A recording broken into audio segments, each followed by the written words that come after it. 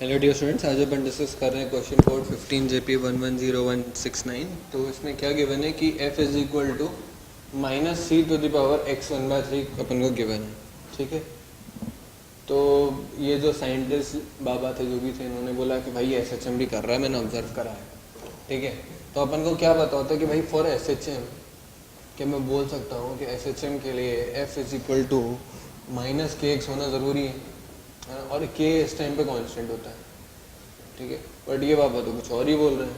तो इसने क्या बोल दिया, एक लाइन और ऐड कर दी कि भाई वो मतलब c हो सकता है कि कांस्टेंट हो या फिर वेरिएबल हो, है ना। तो c क्या हो सकता है कि मे बी कांस्टेंट और वेरिएबल। ठीक है, अब अगर हमें ये दोनों इक्वेशनों में मतलब अगर शार्ट कट बिठानी है तो अपन बोल सकते हैं कि c जो होगा c should be a function of x। और मैं बोल सकता हूँ हल्के फुल्के एनालिसिस से कि c की value some constant into x to the power 2/3 के बराबर होनी चाहिए।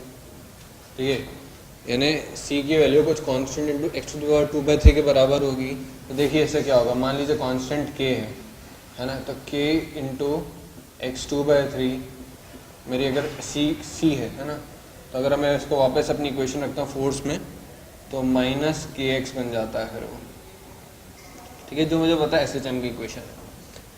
तो मतलब मेरा जो c का फंक्शन है वो kx टू द पावर 2/3 के टर्म्स में ऐसे कुछ वेरी कर रहा है। ठीक है, तो बोला जाए कि भाई फिर as x increases c also increases, है ना। जैसे जैसे x बढ़ता है क्या c भी बढ़ता है? बिल्कुल बढ़ेगा भाई। अगर x बढ़ेगा तो अब c भी बढ़ेगा। अब x की वैल्यू रख के देख लीजिए, x इज इक्वल टू 0 पे c भी 0 है, x इज इक्वल टू 1 पे c भी की वैल्यू कुछ आ रही है। ठीक है, फिर तो मैं बोल सकता हूँ ए ऑप्शन तो सही है। बी ऑप्शन पे आते हैं तो भाई बी ऑप्शन तो गलत है क्योंकि उसने लिख दिया डिक्रीजेस है। थर्ड सी ऑप्शन पे आते हैं कि जैसे जैसे x बढ़ता है c कांस्टेंट रहेगा, ये भी गलत है।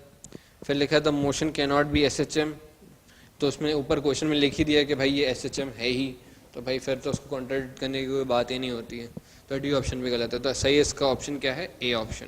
As x increases c also increases, that's it.